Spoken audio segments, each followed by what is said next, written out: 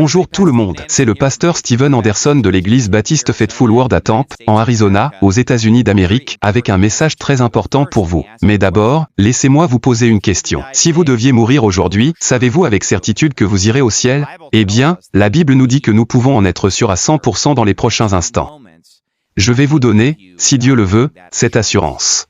Tout d'abord, dans Romains 3 verset 23, la Bible dit « Car tous ont péché et sont privés de la gloire de Dieu ». C'est que chaque personne a péché. C'est assez facile à comprendre. La Bible dit même que la pensée de la folie est un péché. Donc même le fait de penser à quelque chose de stupide est un péché. La Bible dit que celui qui sait faire le bien et ne le fait pas, c'est un péché pour lui. Donc même le fait de ne pas faire quelque chose de bien est un péché. Donc nous avons tous péché. Et à vrai dire, nous péchons probablement tous chaque jour, car aucun de nous n'est parfait.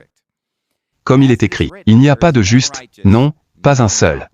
Eh bien, la Bible nous dit qu'il y a une punition pour notre péché. Dans Romains 6 verset 23, il est dit, « Car le salaire du péché, c'est la mort ». Mais ce n'est pas tout, quand nous allons à la fin de la Bible, dans le livre de l'Apocalypse, il est question de la seconde mort. Il est dit, « Et la mort et le séjour des morts furent jetés dans l'étang de feu ». C'est la seconde mort.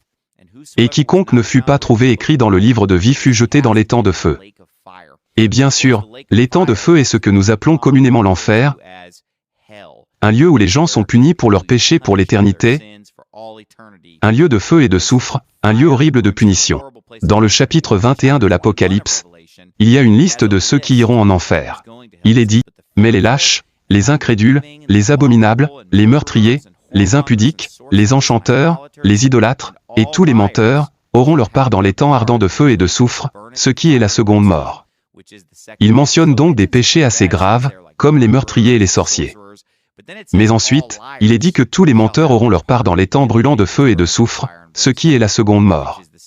Et bien sûr, nous avons tous menti. Donc encore une fois, nous avons tous péché. Nous ne sommes pas tous à la hauteur et nous méritons tous d'aller en enfer parce que même tous les menteurs, dit la Bible, iront en enfer. Et nous avons tous menti auparavant. Mais la bonne nouvelle, c'est qu'en dépit de cela, Dieu nous aime.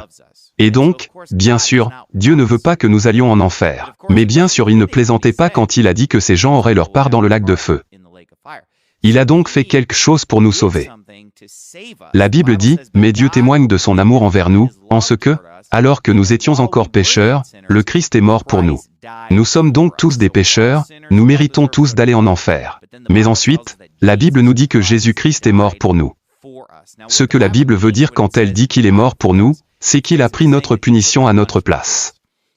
Donc Jésus-Christ, le Fils de Dieu, a vécu sur cette terre. Il a vécu une vie parfaite. Il a été tenté en tout point, comme nous le sommes, mais sans avoir péché. Il a fait beaucoup de miracles. Bien sûr, nous savons qu'il a marché sur l'eau, guéri les malades, ressuscité les morts, transformé l'eau en vin. Mais il a aussi prêché la parole de Dieu. Eh bien, quand vous dites la vérité, beaucoup de gens se mettent en colère, beaucoup de gens sont offensés. Il y avait donc beaucoup de gens qui détestaient Jésus, et ils ont fini par l'arrêter. Il a été battu. On lui a craché dessus, il a été fouetté. Et finalement il a été cloué à la croix.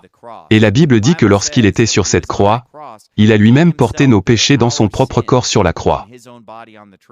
Ainsi, chaque péché que j'ai commis et chaque péché que tu as commis, c'est comme si Jésus l'avait fait. Jésus prenait la punition de nos péchés. Quand il est mort sur la croix, on a pris son corps et on l'a enterré dans la tombe. Son âme est descendue dans les enfers pendant 3 jours et 3 nuits. Puis, 3 jours plus tard, il s'est relevé d'entre les morts et a même montré aux disciples les trous dans ses mains et le trou dans son côté pour prouver qu'il s'était littéralement relevé d'entre les morts. Bien entendu, Jésus-Christ est mort pour chaque personne dans le monde. La Bible dit qu'il est mort non seulement pour nos péchés, mais aussi pour les péchés du monde entier. Mais tout le monde va-t-il automatiquement au paradis? Non. Il y a une chose que nous devons faire pour être sauvés. La Bible pose cette question dans le chapitre 16 des Actes des Apôtres, « Que dois-je faire pour être sauvé ?» Et il est dit, « Crois au Seigneur Jésus-Christ et tu seras sauvé toi et ta maison. » Remarquez qu'il n'a pas dit, « Va à l'église et tu seras sauvé. » Remarquez qu'il n'a pas dit, « Donne de l'argent dans le plateau d'offrande et tu seras sauvé. » Remarquez qu'il n'a pas dit, « Nettoie ta vie et arrête de pécher et tu seras sauvé. » Ce sont toutes de bonnes choses à faire. Mais quand il s'agit d'être sauvé, la seule chose que nous devons faire pour être sauvés est de croire au Seigneur Jésus-Christ. Jean 3 verset 16 est le verset le plus célèbre de toute la Bible. Car Dieu a tant aimé le monde qu'il a donné son Fils unique, afin que quiconque croit en lui ne périsse pas, mais ait la vie éternelle.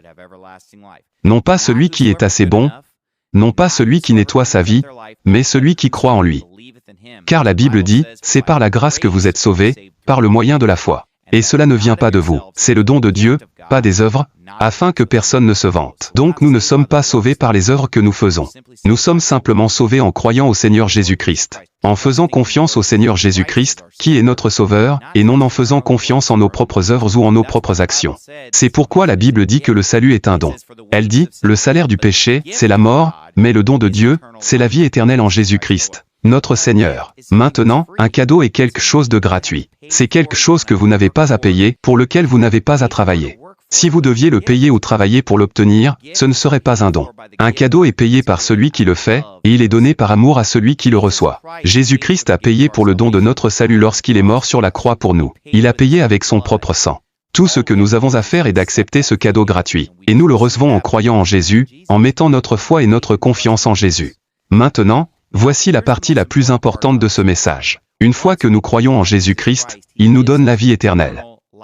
La Bible dit que le don de Dieu est la vie éternelle par Jésus-Christ le Seigneur. Eh bien, le mot éternel signifie pour toujours. Donc, si Dieu nous donne un cadeau qui dure pour toujours, combien de fois devons-nous l'obtenir? Une seule fois, car il dure éternellement. Jésus a dit, « Je leur donne la vie éternelle et ils ne périront jamais, et personne ne les arrachera de ma main. » Donc, une fois que nous croyons en Jésus-Christ, nous sommes sauvés pour toujours. Il n'y a rien que nous puissions faire pour perdre notre salut.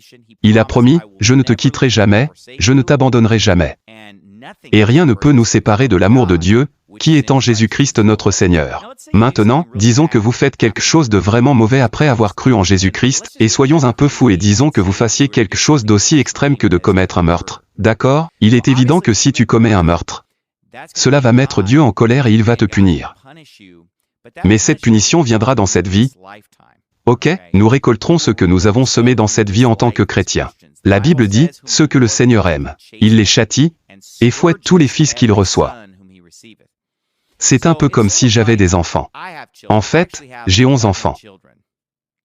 Et si mes enfants désobéissent à mes règles, je vais les discipliner, je vais les punir, mais je ne vais pas les jeter hors de la famille. Ok?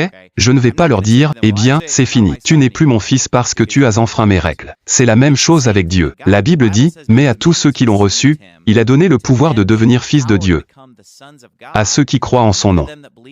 Donc, si vous croyez au nom de Jésus-Christ, vous êtes un fils de Dieu. Tu es un enfant de Dieu. Et tout comme j'ai des règles pour mes enfants, Dieu a des règles pour ses enfants. Si tu enfreins les règles de Dieu, il te disciplinera dans cette vie. Maintenant, si tu commets un énorme péché comme le meurtre, tu vas recevoir une énorme punition. Si tu commets un énorme péché comme l'adultère, tu auras une énorme punition. Si tu commets un petit péché, tu auras une petite punition. Mais tu seras puni pour tes péchés dans cette vie en tant qu'enfant de Dieu. Mais tu es toujours son fils. Il t'aime toujours. Il ne te quittera jamais et ne t'abandonnera jamais. Tout comme mes enfants seront toujours mes enfants. Un enfant de Dieu est toujours un enfant de Dieu. Une fois qu'on est sauvé, on l'est toujours car on a la vie éternelle. Écoutez, je n'ai jamais été assez bon pour être sauvé en premier lieu. Je ne pourrai jamais être assez mauvais pour qu'il m'enlève le salut parce que tout est par la grâce. Donc tu ne dois être sauvé qu'une seule fois. Maintenant, juste un bref rappel. Nous sommes tous des pécheurs. Nous méritons tous d'aller en enfer. Jésus-Christ nous aime. Il est mort sur la croix pour nous. Il a été enterré et il est ressuscité. Il a payé le prix de nos péchés. Et il offre le salut gratuitement à quiconque veut simplement recevoir ce cadeau gratuit en croyant en Jésus. Si vous pensez que vous irez au paradis parce que vous êtes une bonne personne, vous irez en enfer parce que vous ne faites pas confiance à Jésus, mais à vous-même. Si tu penses que tu iras au ciel parce que tu vas à l'église, que tu mènes une bonne vie, que tu arrêtes de pécher et que tu te détournes de tes péchés et tout le reste, écoute, tu fais confiance à un salut basé sur les œuvres. Tu fais confiance à toi-même. Vous devez mettre toute votre foi et votre confiance en Jésus-Christ pour être sauvé. Parce que Jésus a averti que beaucoup de gens viendraient à lui au dernier jour et diraient, « Seigneur, Seigneur, n'avons-nous pas prophétisé en ton nom? N'avons-nous pas chassé les démons en ton nom? N'avons-nous pas fait beaucoup d'œuvres merveilleuses en ton nom ?» Alors je leur dirai, « Je ne vous ai jamais connu, retirez-vous de moi, vous qui commettez l'iniquité. » Vous remarquez ce que ces gens mettent en avant? Oh, nous avons fait toutes ces œuvres. Ils pensent qu'ils vont aller au paradis à cause de leurs œuvres. Mais la Bible dit que le salut ne vient pas des œuvres, afin que personne ne se vante. Vous devez avoir votre foi en Jésus, pas en vous-même. Donc, Si vous écoutez ce message maintenant et que vous croyez que le Seigneur Jésus-Christ est mort pour tous vos péchés et qu'il est ressuscité, et que vous croyez que le salut se trouve simplement dans la confiance en son œuvre achevée sur la croix, et que vous êtes prêt à mettre toute votre foi et votre confiance en lui, je vais vous guider dans une courte prière où vous pourriez prier Dieu et demander d'être sauvé. Tout de suite. Et c'est une affaire d'une foi. Naître de nouveau est une chose unique. Je vais donc vous guider dans cette prière. Vous pouvez la répéter après moi, mais assurez-vous que vous y croyez et que vous la dites avec votre cœur. Cher Jésus, je sais que je suis un pécheur. Je sais que je mérite d'aller en enfer, mais je crois que tu es mort sur la croix pour tous mes péchés et que tu es ressuscité des morts. S'il te plaît, sauve-moi tout de suite et donne-moi la vie éternelle. Je ne fais confiance qu'à toi, Jésus. Amen. Maintenant, si vous avez fait cette prière et que vous y croyez, vous êtes donc sauvé. Et vous êtes sauvé pour toujours. Et ceci est la meilleure nouvelle que quelqu'un puisse vous annoncer. C'est pourquoi le mot évangile signifie bonne nouvelle. C'est une grande nouvelle. Et maintenant que vous êtes sauvé, vous avez deux choix. Vous pouvez continuer à vivre à la manière du monde, et vous serez quand même sauvé. Vous irez quand même au paradis, mais vous vous heurterez constamment à la discipline de Dieu, et vous ne serez pas béni par Dieu comme vous le pourriez. Ou bien vous pouvez commencer à fréquenter une bonne église baptiste, à lire votre Bible, à en apprendre davantage, à suivre les commandements de Dieu, à faire les choses que Dieu veut que vous fassiez. Et alors vous serez béni par Dieu. Et donc, merci d'avoir écouté ce message. Dieu vous bénisse et passez une merveilleuse journée.